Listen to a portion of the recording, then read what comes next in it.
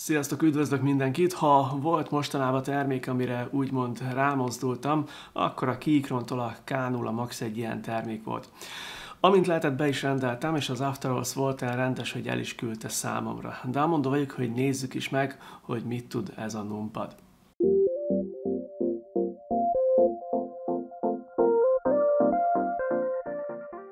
Miért is vártam ezt a K0 Maxot ennyire? Nos, valamikor 2022. novemberében, tehát körülbelül 3 évvel ezelőtt vásároltam magamnak a Keychron-tól egy Q0-át. Ez szintén egy különálló numpad, és azóta rengetegszer használom, hiszen hogyha melózok, gyakran kell számokat bevinnem a gépbe.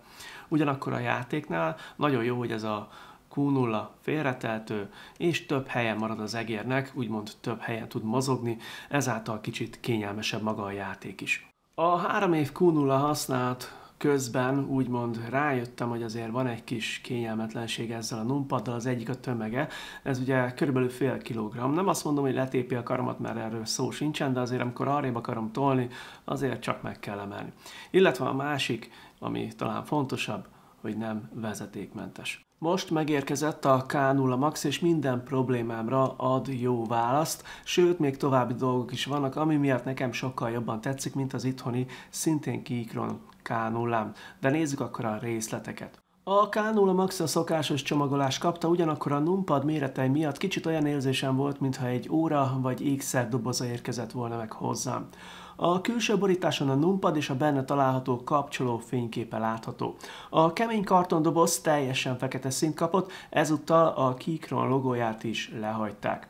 A doboz felnyitva itt elsőnek a papírok jönnek majd szembe, majd egy elkülönített részen megtaláljuk a numpadhoz járó kábelt, átalakítót, adóvevőt és szárszámokat. De persze a lényeg a gondosan becsomagolt K0 Max numpad lesz majd. A K0 Max egy ugyanolyan felépítési billentyűzet, mint a nemrég nálam járt K17 Max volt, tehát adott itt is a műanyagház, ami oldalt és felül kapott egy alumínium borítást, a hossza 99 mm, a szélessége 116 mm, és a magassága keycapek nélkül 13,2 mm, de keycapekkel is csak 24 mm. Ehhez a mérethez azonban csak 176 g-os tömeg jár, szóval lényegesen kényelmesebb érzés odébb helyezni őt az asztalon. Akárcsak a legutóbb a K17 Maxnál itt is low profile switchek kerültek beépítésre, de itt a Keychron saját Milk POM switchére esett a választás. Szóval itt a teljes ház POM műanyagból készült, és gyári kenést kaptak ezek a switchek. A Steam pedig dustproof kialakítású lett. A K0 3 kapcsolóval lesz elérhető, red, brown és bananával. Ez utóbbi szintén taktilis, mint barna társa, csak erősebb rugóval szerelték, szóval kicsit nagyobb lenyomási erő kell hozzá. Ezek a Keychron low profile kapcsolók nagyon szépen jártak, és nagyon sokat dobtak a K0 hangján. A keycapeknél itt ezúttal meghagyták a gyári low profile double shot PB változatokat, amik kifejezetten jó minőségűek lettek. Egyetlen hátrányuk van, hogy ezek nem engedik át a fényt. Ez utóbbi itt ugyanakkor szerintem nem szükséges, ha ráteszed a kezed, azonnal tudni fogod, hogy melyik szám hol van. Szóval én úgy gondolom, hogy itt mindenképpen jobban jártunk a jobb minőségű keycapekkel, hiszen az nem gyűjti az új lenyomatot annyira, és jobb tapintású, mint ABS társaik. De itt az idő, hogy meghallgassuk a K0 Maxot.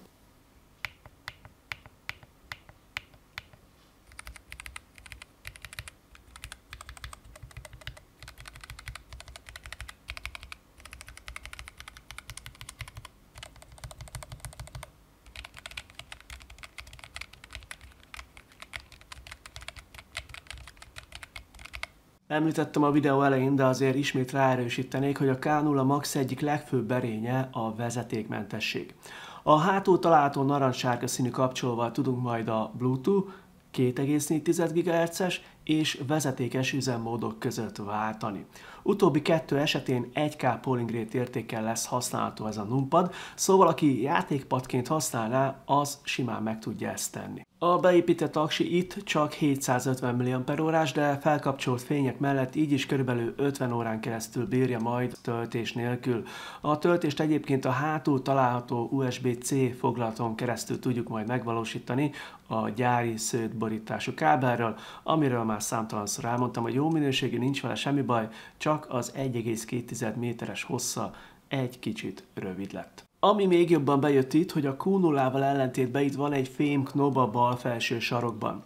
Ezzel lehet a hangerőt szabályozni, de persze itt is állítható ennek a tekerőnek a funkciója majd a szoftverbe. A knob a szokásos, szépen megmunkált felületű, és a tekerés kellően taktilis vele. A másik nagy előnye ennek a numpadnak, hogy bal oldalra kapott 5 darab plusz programozható gombot.